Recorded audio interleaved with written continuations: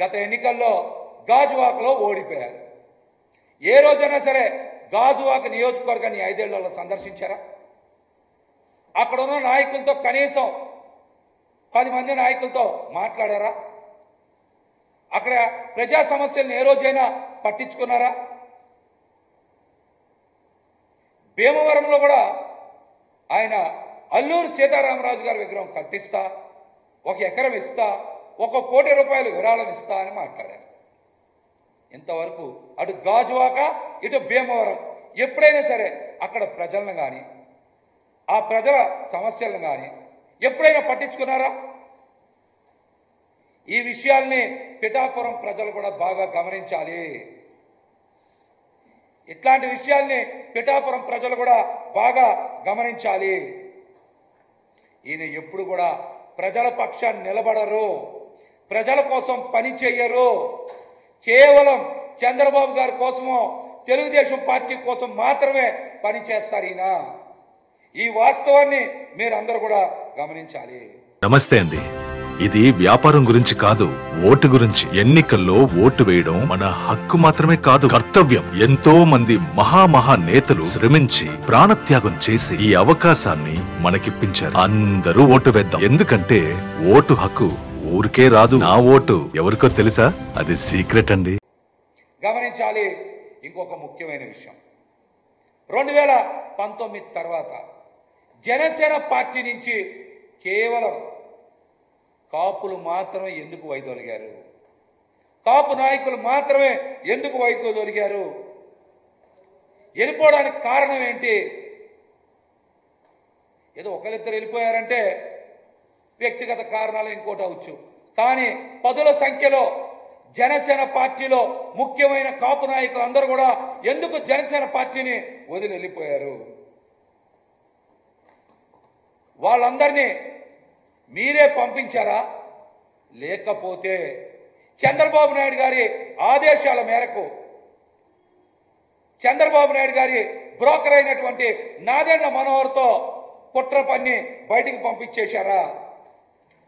దీనికి మీరు సమాధానం చెప్పాలి. దీనికి మీరు సమాధానం చెప్పాలి. ముఖ్యంగా ఆ రోజున పార్టీని వదిలేసి వెళ్ళిపోయినటువంటి కాపు నాయకుల్లో మరి తమిళనాడు సిఎస్ ఆర్ఆర్ రామ్మోహన్ రావు గారు ఉన్నారు, జేడి లక్ష్మీనారాయణ గారు ఉన్నారు, అదేవిధంగా చింతాల పార్థసారథి గారు ఉన్నారు, మాదాస్ గంగాధరం గారు ఉన్నారు, ముత్తంశెట్టి కృష్ణారావు గారు ఉన్నారు, ఆకుల చంద్రశేఖర్ గారు ఉన్నారు. ఇలా చాలామంది కాపు నాయకులు మాత్రమే పార్టీ నుంచి బయటికి పంపించారంటే దాని వెనకున్న కుట్ర ఏంటి? దాని వెనకున్న కుట్ర ఏంటి? చంద్రబాబు నాయుడు గారి ఆదేశాల మేరకు మీరు ఈ పనులన్నీ చేశారా? దీనికి సమాధానం చెప్పండి. పార్టీలో మిమ్మల్ని నిత్యం అంటిపెట్టుకుని ఉండి మీకు సేవలు చేసినటువంటి ఒక కాపు యువకుడు అంజిబాబు లాంటి వ్యక్తి కూడా మీరు ఎందుకు బయటికి పంపించేశారో సమాధానం చెప్పాలి. సమాధానం చెప్పాలి.